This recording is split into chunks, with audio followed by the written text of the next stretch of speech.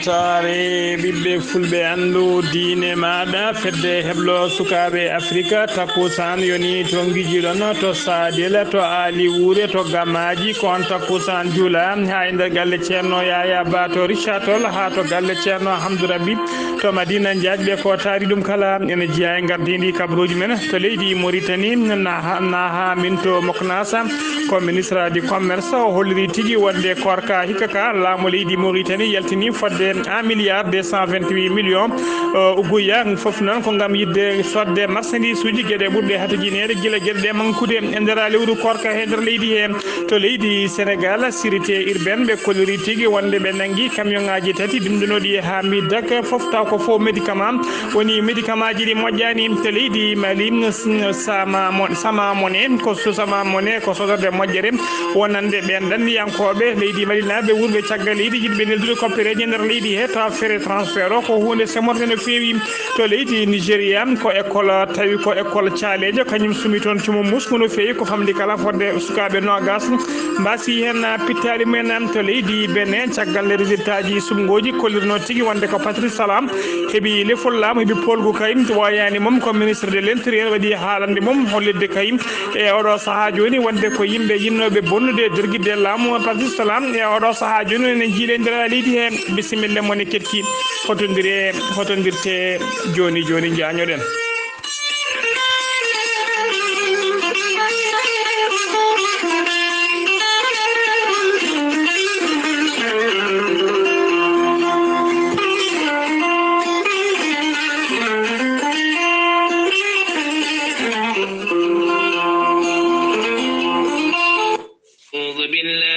الشيطان الرجيم الذين إذا أصابتهم مصيبة قالوا إنا لله وإنا إليه راجعون batake jam gondaɗo hono ibrahima alassane niang ko ɓi duttiɗo tawateɗo to ponto noir abdoullah alassane niang ko ɓi duttiɗo tawateɗo to kellon rugui amadou ba to gurela ceerno ko miñuma duttiɗo hammadi hawwa thioun banum gorko hammadi hawwa thioum ko banum gorko duttiɗo tawateɗo to mayel kaaƴe aissata hawwa thioun ko mawnuma duttiɗo tawateɗo to madina gounas hamidou alassane niang ko ɓi duttiɗo tawateɗo to farbanna eɓe denta kamɓe kala eɓe ngullo dendagal bandiraɓe sehilaɓe ustare jinnaɗo mabɓe debbo hen banggue mawniɓe hen banggue miñiɓe hen banggue biyetenoɗo kadja hawwa thioun o yalti aduna koto kellon o yaltiri aduna noon ko duuɓi capanɗe jeegom e duuɓi jeetati eɓe ngullo noon dendagal bandiraɓe kellon naɓe andi yeri naɓe jammali naɓe tek jammali naɓe e gurel haaji naɓe kala e dendagal gure tariɗe kala siftinde on noon yettini ɗo wulago ngo ko ibrahima alassane niang tawteɗo to ponto noir to inde ceerno habou diallo hoorejo heblo sukaɓe afrique en nildi duwawuji men faade dendagal ɓesgu makko kala eɗen mbiya tan yo allah yurmomo yaafomo harnamo aljanna kanko dendagal mayɓe julɓe kala allahumma amina ceerno djiby sy ko safriyanke wittiyanke safruji fina tawa ceerno djiby sy ko labɗo reedu malaɗo wune ceerno djiby sy ko jaaɗiɗo ɓala walle danawal kala ceerno djiby sy ko moƴƴuɗo longal bawɗo listihara laaɓaɗo halwa ceerno djiby sy ne jogui safruji en jogui leɗɗe e fannuji ɗiɗi hen fannu goto so tawi a ƴetti ɗum fodde 17 rafine yalta ma ha laaɓa fannu keddiɗo o so tawi a ƴetti ɗum fodde 19 rafine yalta ma ha laaɓa ceerno djiby sy ene jogui pegge omo jogui usula omo jogui siroji pewnaɗi mbawɗi neldede kala leydi e kala continent mo neɗɗo woni ceerno djiby sy ne wiya dendagal kilineɓe mum yiɗi waɗnede listihara kala nodduɗomo walla ɗaccuɗo o joyi yo ɗaccu inde mum e inde nene mum so tawi o ari o jabbo ɗum ha cikka mataw ko nder ɓernde ma o hoɗi ceerno Djiby Sy ene yawra rewɓe ronkuɓe soɓade e rewɓe ɓe darotake omo yawrani kadi weddaɓe korte e waɗaɓe mbaɗaɓe baɗinal kala ceerno Djiby Sy ne yawi firtu ɗum ha soro ladde ceerno Djiby Sy ene tawe nder Nouakchott base makko mawɗo ne tawe sara jeere nettet sa ari ha to jeere nettet so tawi a waɗi 47 22 80 84 ma hawre ceerno Djiby Sy ceerno Djiby Sy kadi ene jogui base muɗum ene tawe nder leydi Mali tawete toon ko miñi kono wiye ceerno Samba Sy numéro mum ko 00 223 90 22 94 71 ceerno Djiby Sy ne andina dendagal kiɗene mum yo gandu wonde marchandise uji e leɗɗe kese pul ngari joni joni ceerno Djiby Sy kadi ene andina dendagal bandiraɓe kala garowo arande safaruji mum nde jomum so ronkani addora bidon mum 5 litres walla addora siwo muɗum so waɗi safaruji mum hano hannirta ni ceerno Djiby Sy komo Allah luɓi hande gandal cafrowo yimɓe ha cella ɗum noon mbadden dando faade makko ceerno Djiby Sy kadi ene andina dendagal keɗeneɓe muɗum wonde ha e lewru korka he ko jokkowo golle dartaki ɗum noon bandiraɓe musidɓe tedduɓe mbadden dando faade e ceerno Djiby Sy kaburuji mon e demgal pula Afrique Asie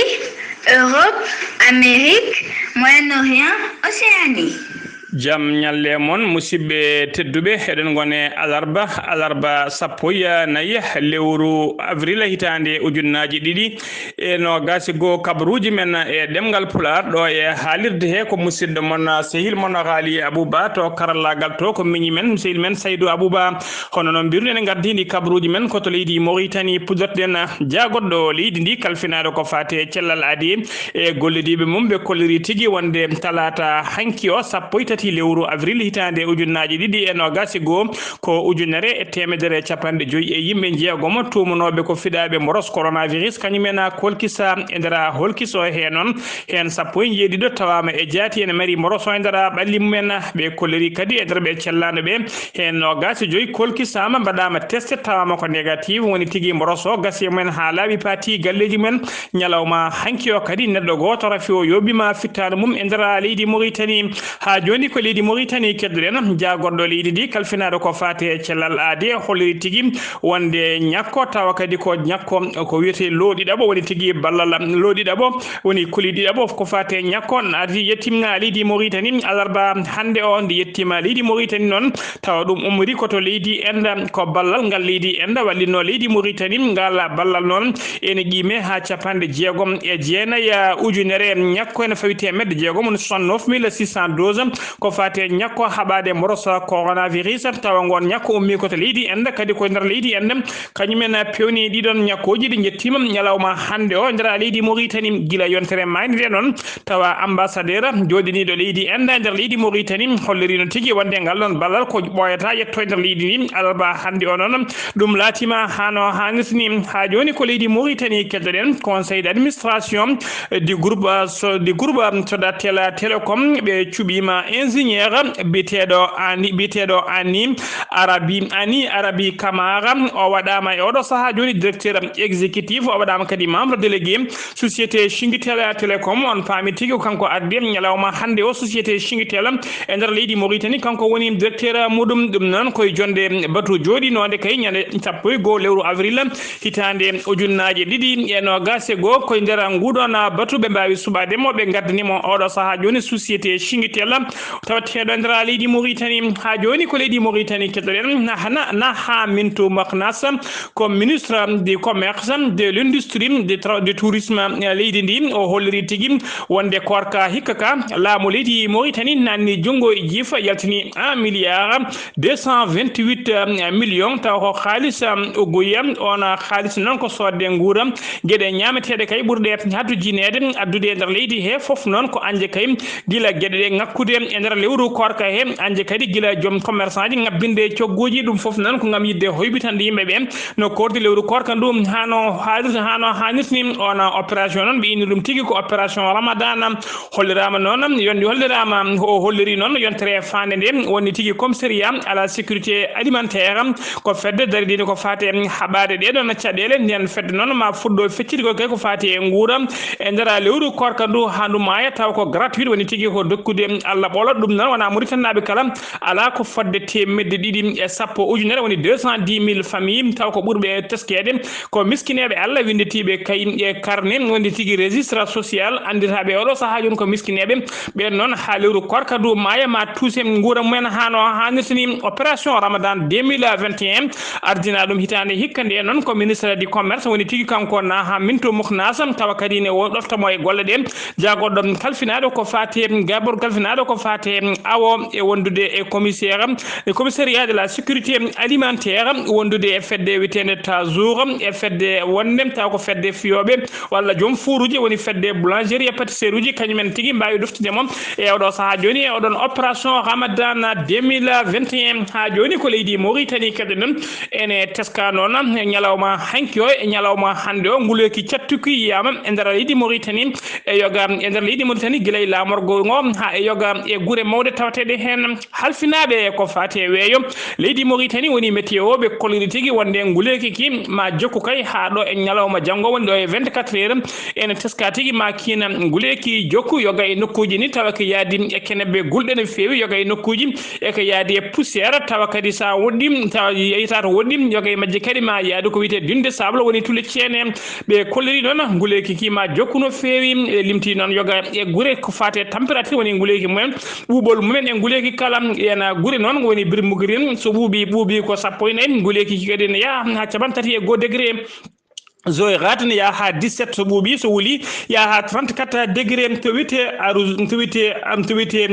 azuzeft toon ko nogas e tati so ɓuuɓi so wuli ya ha 39 degré singiti ne ya ha 20 degré so ɓuuɓi nguleki ki so wuli ya ha 35 degré ata ko 21 so ɓuuɓi so wuli ko 38 degré wodan ko 20 degré so ɓuuɓi so wuli ya ha 36 degré axus so ɓuuɓi ko 22 degré so wuli ma ya ha 39 degré Nouadhibou noon so ɓuuɓi ko 17 degré nguleki noon yaha e nokkuji ha 27 degré Nouakchott ko 24 degré so ɓuuɓi so wuli ya ha 38 degré Boutellemit so ɓuuɓi ko 25 degré so nguleki noon ma ya ha 40 degré Lega so ɓuuɓi ko 27 degré so yi ha nguleki yettima ma ya ha 43 degré ko fate to wiyete Mahtala Hazar ko so ɓuuɓi ko 26 degré nguleki noon so wuli ma ya ha 42 degré Ɓogge ko 22 degré ɓuuɓol so yi kay ha wuli ma ñalawma yetto ha 43 degré Rosso so yi ha ɓuuɓol subakaji ɗi wona 22 degré so yi ha ñawli ma nguleki ya ha 42 degré kay hayɗi ɓuuɓol subaka ngol ma ya ha 26 degré nguleki noon so ñawli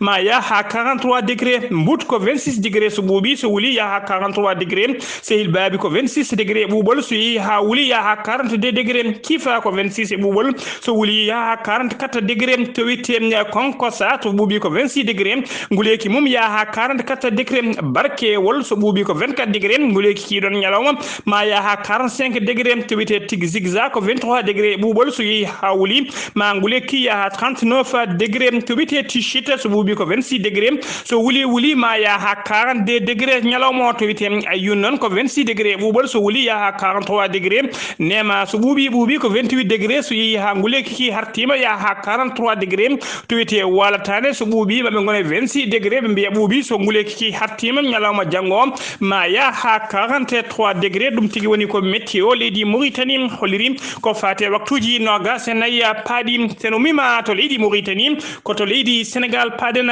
Abdoulaye Diouf Sarr ko jagorɗo kalfinaɗo ko fate cellal ade kanko e gollitiɓe makko ɓe mbaɗinoɓe kewatde kala subaka sanga 10 heures so huccidirde ɓesgu leydi ndi haalande men ko fate bulletin de santé leydi Sénégal ko fate oɗo moroso biteɗo covid 19 ɓe kolliri noon e nder waktuji nogas e nayyi cakkitiɗi ɗi ko ujunere temedde joyi sappo e goo neɗɗo kolkiso noon tumanoɓe ko fiɗaɓe mboroso coronavirus e nder holkiso he noon capanɗe jeegomo e joyo tawama e jaatine mari mboroso e nder ɓalli mumen to ɓetama to banggue pourcentage ene holliri tigui nder temedere kala hen nayo piccal capantati ene gondi e mboroso e nder ɓen capanɗe jeegomo e joyo fiɗaɓe ɓe noon hen no gase goo ko contact suivi woni mamodirnoɓe wonduɓe rafi o ndaɓa to heddiɓe ɓe kala noon ko wiyete heddiɓe ɓe capanɗe nayyi e nayo heddiɓe ɓe kala ko ka communautaire woni ƴettuɓe rafi o tawa hay goto men anda to ƴetti oɗon rafi ɓe kolliri noon e nder ɓe cellano ɓe capanɗe nayo e jeenayo testama tawama ko négative woni mboroso gase mumen ha laaɓi paati galleji men sappo e jeeɗiɗo en tampi sanne ma ballite to banggue fofago tawi to hôpital principal mo Dakar ha to hôpital mo Fann ɓe kolliri noon e to oɗo saaha joni ñalawma hanki faade hande o ko yimɓe tato mbasi pittali men taw ko mboroso yooɓi pittali men leydi Sénégal ene yaara ñalawma hande o capantati e jeenayyi ujunere ene fawi temedde joyi capanɗe jeegomo neɗɗo winditiɓe doggol coronavirus e nder ɓen noon hen capantati e jeetati ujunere ene fawi temedde ɗiɗi capanɗe jeenayo keptino cellal mumen hano hannit ni ujunere capanɗe jeetato e nayo kawrino hen e ladial e ñalawma hande o hedde juuɗe safroɓe ɓe cellani wonduɓe mboros coronavirus e nder jokli leydi Sénégal kala ko temedere e capanɗe jeetato e yimɓe joyo ha joni ko nder leydi Sénégal keddoɗen bureau ji biteɗi section de recherche de la gendarmerie tawateɗi e nder Colobane addi on section de recherche noon ko biteɗo commandant Abdou Mbengue commandant Abdou Mbengue noon capitaine commandant Abdou Mbengue fektama banggue goɗɗo joni noon lomtima ko biteɗo capitaine Aliou Ndiaye ko kañum tigui lomtima gonnoɗo mawɗo brigade recherche to nokku wite cong commandant Abdou Mbengue noon ko kañum ardino poste o gila 2018 o lomtino ko colonel Issa Diak jamdeli kewɗi noon kolliri tigui wonde commandant Abdou Mbengue ko baɗa promis ko wiyete lieutenant colonel ko kanko noon ardito de dendagal gendarmeɓe e oɗo saaha joni kanko ardinte dendagal gendarmeɓe tawateɓe e nder Dakar kala o meeɗino ardade noon compagnie ji kewɗi ko wayno Kolda compagnie Kolda o meeɗi artinede ɗum compagnie mo Mbour o ardinoma ɗum mo Dakar kala ɗiɗo fof o ardino ɗum o meeɗino kadi fektede e nder leydi Mali ko addi kayim komo waɗe mawɗo brigade de recherche mo Dakar ha joni kabaruji men e ɗemgal Pulaar to leydi Sénégal to Dakar no mbiɗen en gardini kabaruji men dadiɓe ɓe hinde sécurité urbaine ɓe nder Dakar ɓe kolli tigui ɓe pawi juuɗe mabɓe e camion ngaji tati woni tigui camion ngaji mawɗi tati ne ndimdi ha mbi dak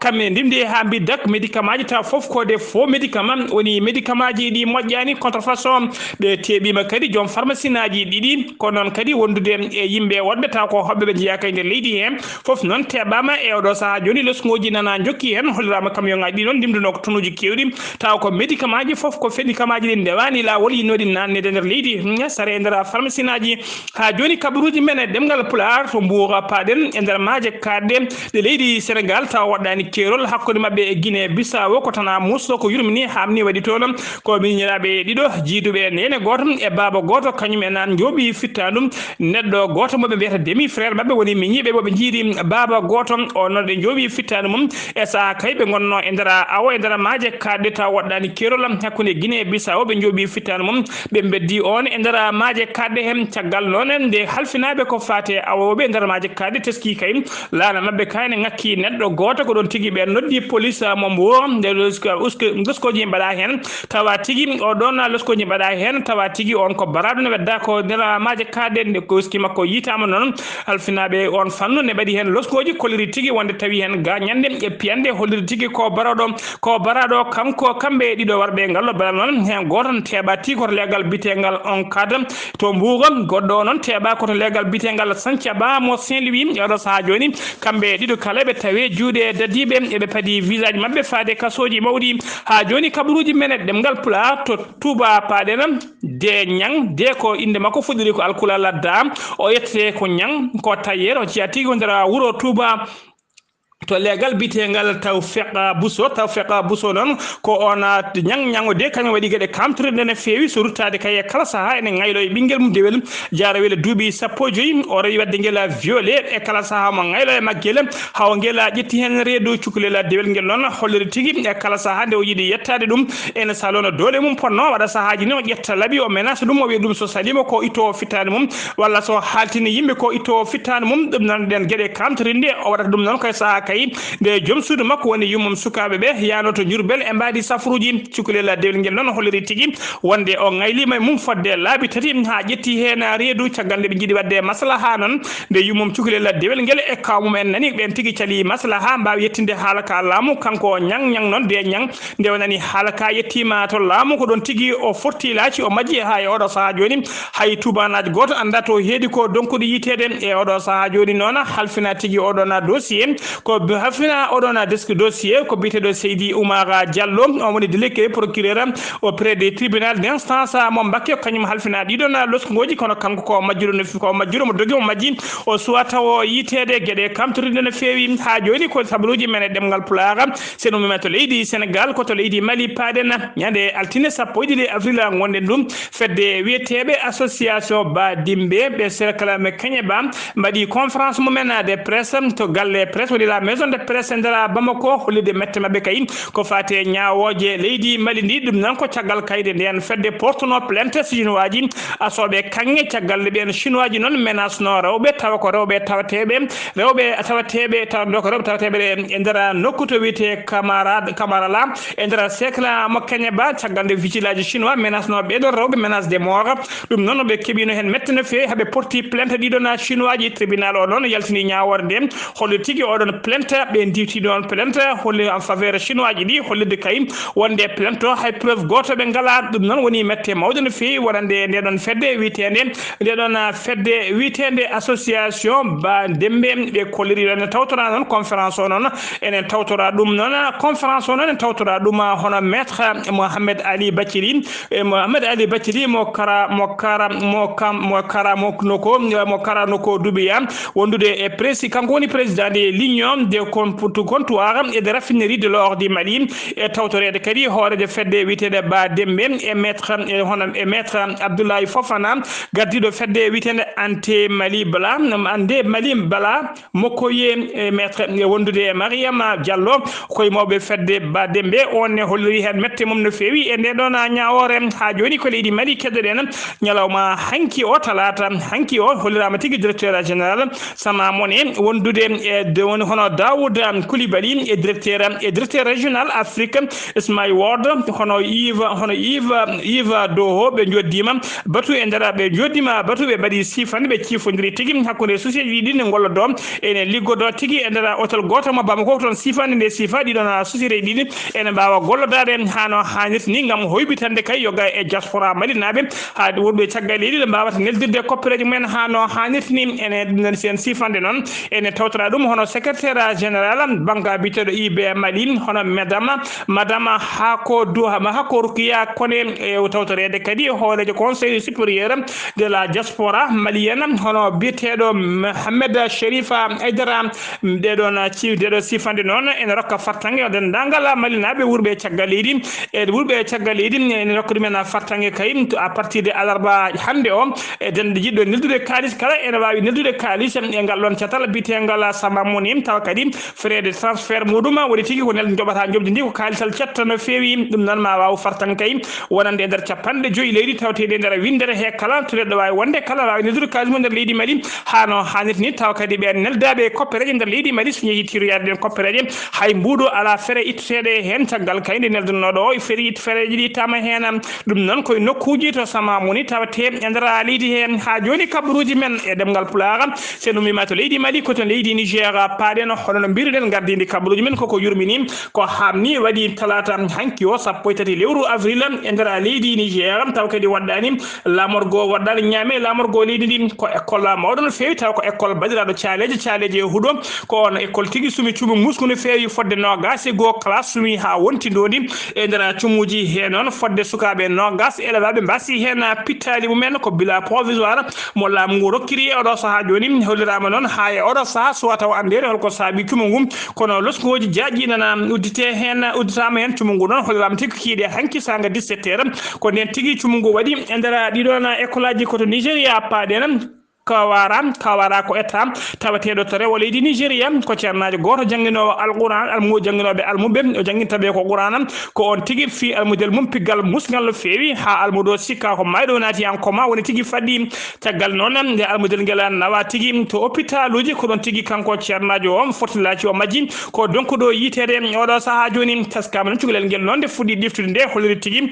wonde o fi ɗum ko piggal musgal no fewi piggal cattugal kadi caggal ɗum kadi o yamiri sagataɓe hewɓe taw ko janggoɓe ɗon mane mabɓe kala yo fimo cabbi nogas walla karwasuji nogas kanko noon ceernajo o wiyete tigui ko alpha muso noon ko noon tigui woni inde makko caggal almudo o noon o tumno ɗum ko wujjude kadi kañum wujji fondal makko woni tigui kees makko to moftata koppereje makko e oɗo saaha joni noon procureur hono tribunal ndi état o noon yiilo ceernajo jiiɗugu cattugu no fewi koto leydi Benin cakkitoɗen ñalawma goto noon caggal nde résultat ji ko fati e sumgoji leydi Benin nde yaltuno ha laaɓi hollirde kayim wonde ko Patrice Talon hoorejo leydi ndi kañuma heeɓi polgum ñalawma hande o noon subaka law ko hoorejo ko jaagoɗo leydi ndi kalfinaɗo ko fati e gueɗe nder leydi kañum waɗi haalande mum e télévision e radio ji leydi ndi kala hollirde kayim wonde ñande jeegoma lewru avril gonɗe ndu seppoji gulɗi jaw mbaɗanoma nder leydi he ɗin seppoji noon ha waɗi barasuji o holliri noon ɗin barasuji noon ko yimɓe tawa kadi ko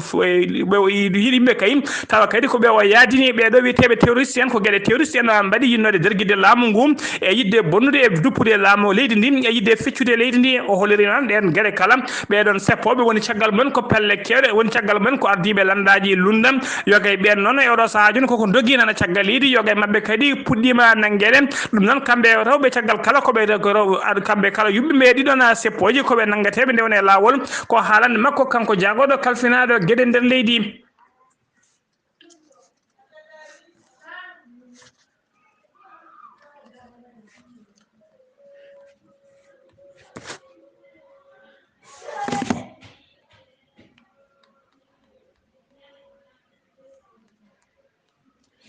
musidɓe tedduɓe gasi ha laaɓi ɗum ɗo wonno ko tonguɗen kabaruji men e ɗemgal pulaar ɗo e haalirde he ko musidɗo mon sehil mon Ghali Abouba to karallagal to ko musidɗo men sehil men miñi men Saydou Abouba ketki malaki jaam yo jaam Allah jogomi jogo on